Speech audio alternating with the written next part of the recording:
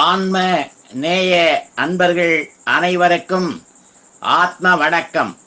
வேலூர் சித்த வித்தை தவ மையத்தின் சார்பில் நம்முடைய ஞானப்பிதா ஜெகத்சோதி சுவாமி சிவானந்த பரமஹம்சர் அவர்கள் உலக மக்கள் நலன் கருதி உருவாக்கிய சித்த வேத தத்துவத்தை உங்களின் செவிகளுக்கும் சிந்தனைக்கும் பயன் தரும் வகையில் தினம் தினம் வழங்கப்படுகிறது. அதன் தொடர்ச்சியாய் இன்று 22ஆம் நாள் தொடக்கம். அதல்லாமல் உமக்கு உள் தேவை, நமக்கு வெளி தேவை. அப்பொழுது உள் தேவையுள்ள நீர் எதை உண்டாக்க வேண்டும்? உள் தேவையானதினால் நான் உள் உண்டாக்க வேண்டும். வெளி தேவையுள்ள நாம் எதை உண்டாக்க வேண்டும்? வெளியைத்தான் உண்டாக்க வேண்டும். அது ஒரு காலம் முடிகின்றதில்லை. ஏனென்றால் உள் இல்லை என்றால் வெளி இல்லை. உள் உண்டாகும் பொழுது வெளியும் உண்டாகின்றது. ஆகையினால் வெளி தேவையுள்ள நாமும் உள்தான் உண்டாக்க வேண்டும். அப்பொழுது உள் தேவையுள்ள நீரும் வெளி தேவையுள்ள நாமும் இருவரும் உண்டாக்குகிறது ஒன்றேதான். அதாவது உள் தேவையுள்ள நீர் உள்ளுண்டாக்கி உள்ளில் இருக்கிறது. வெளி தேவையுள்ள நாமும் உள் உண்டாக்கி அதனுடைய வெளியில் இருக்கிறது. தவிர இதோ ஒரு வீடு. இந்த வீடு இல்லை என்றால் உள் என்றோ வெளி என்றோ சொல்ல முடியுமா? முடியாது. ஆனால் இந்த வீட்டின் திண்ணையிலிருந்து வெளியில் பார்த்து கொண்டிருந்தால் வீட்டின் உள்ளிலுள்ள ஏதேனும் கேட்பதற்கோ பார்ப்பதற்கோ அறிவதற்கோ முடியுமா? முடியாது. திரும்பி உள்ளில் பார்க்கும் பொழுது வெளியில் உள்ளது யாதேனும் கேட்பதற்கோ காண்பதற்கோ அறிவதற்கோ முடியுமா? முடியாது. ஆனால் உள்ளில் உள்ளது வெளியில் உண்டோ? இல்லை.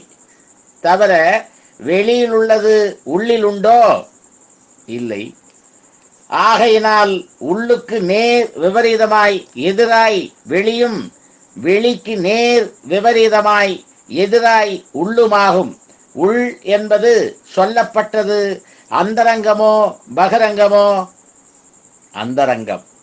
வெளி என்பதோ பகிரங்கம். அந்தரங்கம் என்பது தத்துவமோ அதத்துவமோ?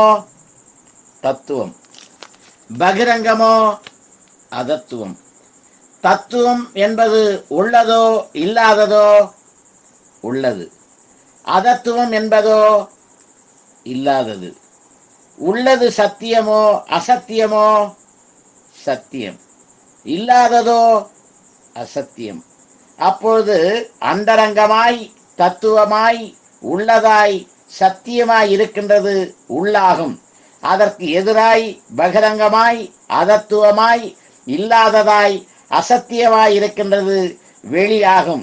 ஆனால் நம்முடையவும் அது மாத்திரமல்லாமல் உலகத்தில் காணப்படுகின்ற எல்லா தாவர ஜங்கமங்களுடையவும் உற்பத்திகள் எங்கிருந்து? உள்ளிலிருந்தோ வெளியிலிருந்தோ? உள்ளிலிருந்துதான். அப்பொழுது உற்பத்தி ஸ்தானம் எது? உள்ளோ வெளியோ? உள். அப்பொழுது அதல்லவா நம்முடைய மூலஸ்தானம்? ஆம். அந்த மூலஸ்தானம் அல்லவா உற்பத்தி ஸ்தானம்? ஆம். அந்த உற்பத்தி ஸ்தானம் அல்லவா குடும்பஸ்தானம்? ஆம். அந்த குடும்பஸ்தானத்திற்கல்லவா நாம் போக வேண்டியது? ஆம். அப்பொழுது அங்கே போவதற்கல்லவா நாம் படிக்க வேண்டியது? ஆம். அப்பொழுது நாம் எங்கே போவதற்காகவும் படிக்க வேண்டியது? உள்ளில் போவதற்கு படிக்க வேண்டும். இப்பொழுது நாம் படிக்கின்றதெல்லாம் எங்கே? புத்தகத்தில். புத்தக படிப்பு உள்ளிலா அன்றி வெளியிலோ? வெளியில். வெளியில். அப்பொழுது நாம் படிக்கின்றதெல்லாம் எங்கே? வெளியில். வெளி என்பது சத்தியமோ அசத்தியமோ? அசத்தியம். அதாவது பொய். ஆகையினால் நாம் படித்ததும் படிக்கின்றதும் படிப்பிக்கின்றதும் செய்கின்றதும் முதலியவைகளெல்லாம் பொய்யாகின்றன. சத்தியத்தை தெரிந்து கொள்ள வேண்டுமென்றால் உள்ளில் படிக்க வேண்டும். அப்பொழுதுதான் சத்தியத்தை தெரிந்து கொள்ள முடியும். அது எப்படியெனில், ஒரு பிணத்திற்கு உலகம் உண்டோ? இல்லை. என்ன காரணம்? ஜீவன் இல்லாததினால்.